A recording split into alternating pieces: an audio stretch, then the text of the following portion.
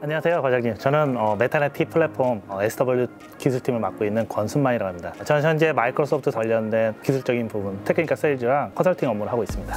만나서 반갑습니다. 메타넷 글로벌의 디지털 서비스 그룹의 컨설턴트로 있는 이영민 과장이고요. 디지털 업무 경험 혁신의 향상의 관점에서 DWP 컨설팅과 그리고 이제 관련된 신기술을 활용한 업무 경험을 혁신할 수 있는 서비스를 설계하는 업무를 하고 있습니다. 반갑습니다. 저희가 사실 이렇게 만나기는 좀 어려운데 좀 사무실도 다르고 어떤 촬영을 통해서 만나게 됐습니다. 그래서 과장님은 어떠세요?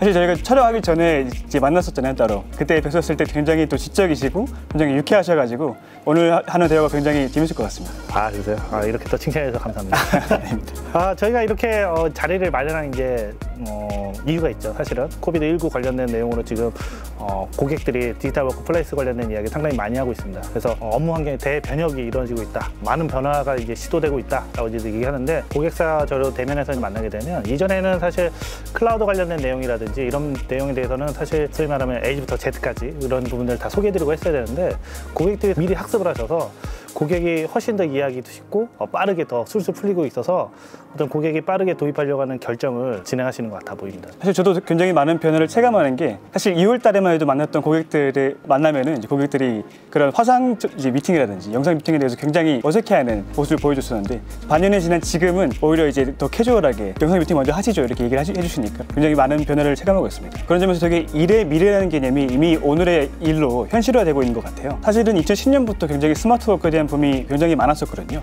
근데 아직까지도 정착되지 못한 이유가 어떤 것 같으세요? 예전에 이제 스마트 워크라는 부분에 대해서는 일반적으로 스마트폰을 사용하게 되면 스마트해진다라는 어떤 그런 부분이 좀 있었던 것 같습니다. 그래서 디바이스는 사실 예전에 이제 스마트폰, PDA, 기타 타블렛 PC들 여러 가지 종류들이 있었지만, 그 단순하게 스마트 디바이스만 쓴다 그래서 어떤 스마트 워크가 되는 건 사실 아니었던 것 같습니다. 그런 변화들에 대해서는 어떤 시스템적인 부분이라든지 또는 보안적인 사항이라든지 기타 등등의 어떤 부분이 많이 필요할 것 같은데, 현재 사용하고 있는 업무 인파의 입장에 봤을 때는 온프레미스형의 어떤 폐쇄적인 환경이었고, 그런 부분들을 이제 클라우드로 전환되어 있거나 또는 오픈 지형으로 이제 갔어야 되는데, 그런 부분들에 대한 어떤 시스템적인 부분들이 조금 부족했던 것도 같습니다. 이런 부분들을 하다 보면 사실은 우리가 항상 얘기하는데, 편의성과 어떤 보안적인 부분들을 어떤 양날의 칼처럼 한쪽을 치우다 보면 한쪽이 사실 부족하게 되고, 한쪽을 또 강화하다 보면 사용자들이 상당히 불편함을 또 느낄 수가 있습니다. 근데 이런 이제 오픈형으로 간다든지 또는 스마트 워크로 가기 위해서는 사용자에 대한 어떤 보안 의식이라든지 또는 시스템적으로 그런 부분이 따라와야 되는데, 그런 부분들이 약간은 부족했기 때문에 스마트 워크가 사실 정착되지 못한 점에 이유가 있지 않을까 저는 생각합니다. 네, 저도 그런 부분 동의합니다. 네. 사실 이제 저는 일하는 방식이 곧 습관이기 때문에 그런 일이 생기지 않았나 싶은데요. 혁신은 새로운 시도가 아닌 과거의 작별에서 시작한다는 말이 있잖아요. 그것처럼 이제 이때까지 일해왔던 그런 방식들이 관습화되는데, 그런 부분들이 혁신에 있어서 장애물이 된다는 거죠. 스마트 워크가 지금까지 정착되기 힘들었던 부분들도 이때까지 일해왔던 부분들이 관습화되고, 그때 당시 일했던 그런 세대가 그런 부분을 충분히 수용할 수 있었기 때문이라고 생각합니다. 반면에 이제 요즘에는 이제 회사 입장에서도 어떻게 디지털 툴을 활용해서 업무 생산성을 향상시킬 것인가, 이런 부분을 이제 고려하는 게 굉장히 중요해졌죠. 결국에는 이렇게 세대와 툴, 환경의 삼박자가 맞아떨어진 게 그런 이유가 되지 않을까 싶습니다. 그러면 디지털 워크플레이스를 도입하기 위해서 기업들이 상당히 고민들을 많이 하고 계신데, 관행해 봤을 때는 가장 어렵다고 꼽을 수 있는 부분이 무엇이라고 좀 생각하세요? 고객들을 만나보면 굉장히 많은 분들이 어떻게 추진할 것인가에 대한 고민이 굉장히 많으신 것 같아요. 많은 회사의 실패 사례를 보면은 대부분 툴 도입에만 너무 집중을 하셔가지고 이제 막상 도입했는데 아무도 안 써요. 그리고 나는 쓰고 싶은데 팀장님이 이제 별로 기존에 일하던 대로 하래요. 뭐 이런 식으로 기성세대와 조직 문화의 그런 벽에 부딪혀서 신음을 내시는 그런 피드백들이 많더라고요. 네, 그래서 처음부터 추진 목표를 분명하게 하고, 그리고 이제 거버넌스 체계를 명확하게 하는 게 되게 중요한 것 같고, 이 점진적으로 변화를 이끌어낼 수 있도록 체계적인 변화 관리를 기획하는 게 굉장히 중요하다고 생각하고 있습니다. 저도 역시 그런 툴에 관련된 얘기를 한다 그러면, 툴을 받아들이기 위해서는 그런 시스템이 클라우드 환경이라고 저는 보여지고 있는데, 기업이 도입했을 경우에 어떤 규제라든지 다시 어떤 법적인 부분들 또는 데이터의 위치라든지 또는 그걸 어떻게 통제할 것이라든지 그런 부분에 대한 부분이 사실 노력하지 않으면 가장 어려운 점이 될 거로 저는 생각하고 있습니다. 디지털 워크플레이스를 하기 위해서 우리가 준비해야 되는 것들 혹시 뭐가 있을까요? DWP가 추구하는 이제 언제 어디서든 원하는 방식으로 일을 하는 그런 유기적인 환경을 만들기 위해서는 이제 콜라보레이션, 커넥션, 컬처 이 3C를 목표로 DWP를 추진하는 게 굉장히 중요합니다. 먼저 빠르고 원활한 컬래버레이션을 위해서 이제 파일 공유 체계와 사내 커뮤니케이션 채널을 일원화하는 작업이 중요하고요. 두 번째로는 모바일 환경에서도 업무 연속성을 강화할 수 있도록 하는 이제 커넥션 부분. 세 번째는 이러한 새로운 이제 업무 문화를 받아들일 수 있는 기업 문화를 위해서 지속적인 변화 관리와 명확한 거버넌스 체계를 가지는 이제 컬처 이 부분이 있죠. 네, 3C 관련된 내용을 잘 들어봤는데요. 그러면 데이터 워크플레이스로 가기 위해서 이 부분을 이제 확산해야 되는 텐데 준비해야 되는 사항들이 뭐가 혹시 있을까요? 네, 제가 컨설팅할 때 많은 분들이 막막해 하시는 부분들이 이제 DWP를 어떻게 확산할 건가에 대한 내용이 많더라고요. 그래서 그런 부분을 위해서 이제 엑센추어에서 추천하는 방법이 4가지가 있는데요. 첫 번째는 이제 영향력 있는 임직원의 스폰서십을 먼저 받아둘 것. 두 번째는 이런 임직원의 자발적인 참여를 위해서 챔피언 프로그램을 운영할 것. 세 번째는 이해관계자 관리를 통해서 IT 부서의 지원을 확실시 할 것. 네 번째는 이 데이터 보안을 위해서 여러 가지 승인 체계가 먼저 있을 텐데 그런 부분을 먼저 조기에 고려하고 이제 대비할 것. 이렇게 4가지를 추천하고 있습니다.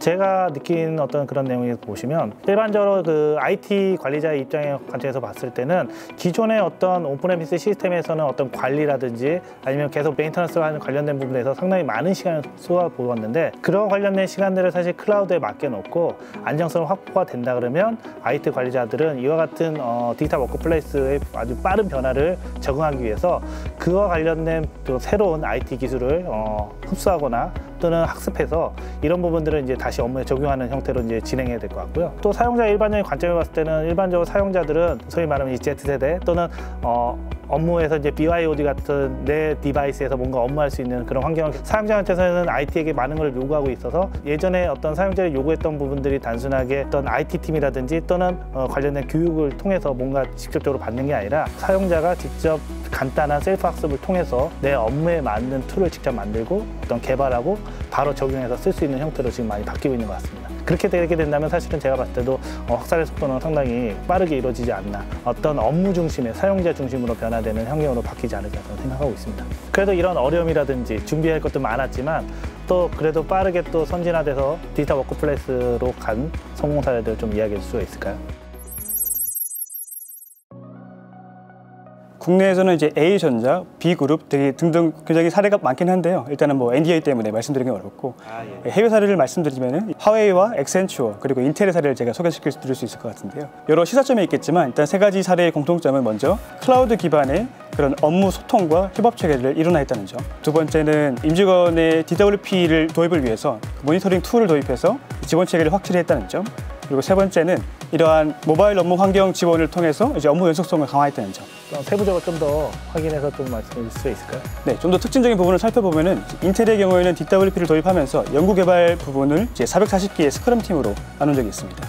그러면서 이제 근본적으로 일하는 방식을 변화시켜서 그 제품 출시 시기를 줄이는 등의 실질적인 성과를 낸 적이 있습니다. 그렇다면 화웨이는 어떤 사례죠?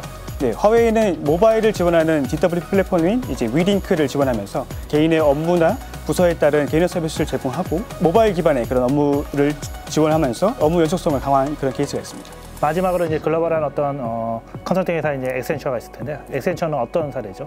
엑센처의 경우에는 이제 전사 업무 도구의 95%를 다 클라우드로 전환하면서 이제 면밀하게 변화 관리 이제 계획별로 직원들을 관리했고요. 그런 전 과정을 BI2를 도입해서 모니터링함으로써 직원들의 활용도를 높인 그런 케이스가 있습니다. 세계 어떤 글로벌한 회사의 어떤 성공 사례를 들어봤는데요.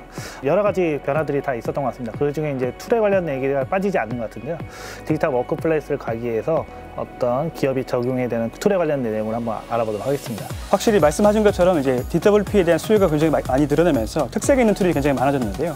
뭐 제가 알기로는 이제 하드웨어의 강점에 있는 시스코부터 MS 생태계 연결의 강점인 MS 팀즈 그리고 요즘 스타트업 사회에서 유행하는 노션까지 굉장히 많은 툴이 있을 것 같습니다. 그 중에서 이제 본부장님이 특히 추천하는 툴이 있을까요?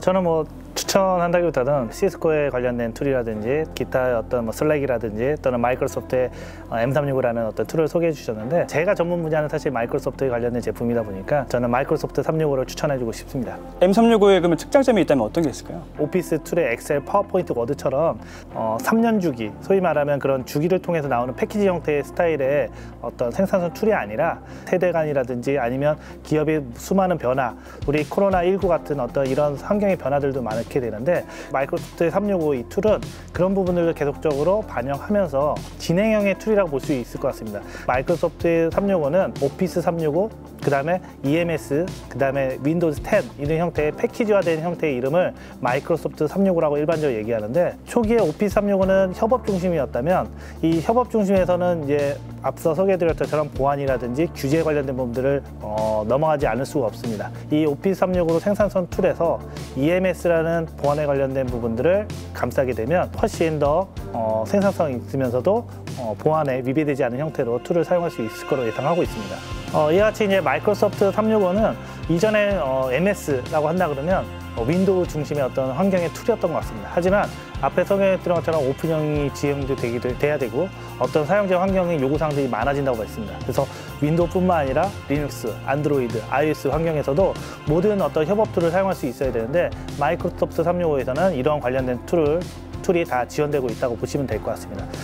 이와 같이 마이크로소프트 365는 뭐 ID 관련된 부분들 또는 액세스 또는 이제 문서 관련된 부분들, 어떤 보안이나 규제 이런 부분에 관련된 부분들을 통합적으로 IT 관리자 또는 사용자들이 뭐랄까 거부감 없이 사용할 수 있는 툴이기 때문에 저는 이 툴을 소개해드리고 이런 장점이 있다고 좀 말씀드릴 수 있을 것 같습니다. 네, 확실히 부장님 말씀 들어보니까 이제 그런 마이크로소프트 365가 이런 보안성과 생산성에 강점이 있는 툴 같습니다.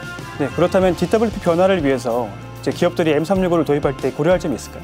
네, M365를 도입하기 위해서는 사실은 전문적인 어떤 경험이라든지 노하우가 있는 파트너십을 맺으셔야 될 것 같습니다. 기술적인 부분이라든지 아니면 컴플리케이션이라든지 아키텍처 관련된 부분은 사실은 메타넷 T 플랫폼에서 이런 부분을 사실 역할을 하고 있고요. 이런 어떤 업무의 변화라든지 프로세스 이런 부분에서 변화가 필요하다면 사실 메타넷 글로벌에서 이런 부분들을 역할을 담당하고 있기 때문에 마이크로소프트 365를 도입하시려고 하는 고객 같은 경우에는 저희 같은 이런 회사를 좀 확인해 보시면 상당히 좋을 것 같습니다. 네, 확실히 권 부장님 말씀처럼 이제 이게 단순히 툴 도입이 아니라 어떻게 하면 잘 도입할 수 있을지를 굉장히 중요하잖아요. 그런 점에서 컨설팅 서비스가 굉장히 유용하게 쓰일 것 같습니다. 오늘 권 부장님과 함께 디지털 워크플레이스에 대한 이제 얘기를 나눠봤는데요. 이 시간을 통해서 저도 많이 배운 것 같습니다. 부장님은 어떠세요? 저는 이제 기술적인 베이스 관련된 상에서 경험했던 부분들을 이런 어떤 컨설팅 입장이라든지 어떤 사례 관련된 걸 듣다 보니까 이런 부분들을 제가 또 업무함에 있어서 고객에게 또 전달할 수 있는 또 새로운 지식을 습득했던 자리였던 것 같습니다. 이제 마무리를 해야겠죠? 근데 저희가 이거 안 하고는 또 마무리했다고 할 수가 없잖아요. 예, 그렇죠. 네. 그게 뭐죠? 하나 둘 셋 한번 같이 할까요? 네. 메타넷 테크톡 앞으로 좋은 컨텐츠로 찾아뵐 수 있도록 하겠습니다. 그러면 좋아요, 구독, 알림 설정까지 꼭 해주세요. 감사합니다. 감사합니다.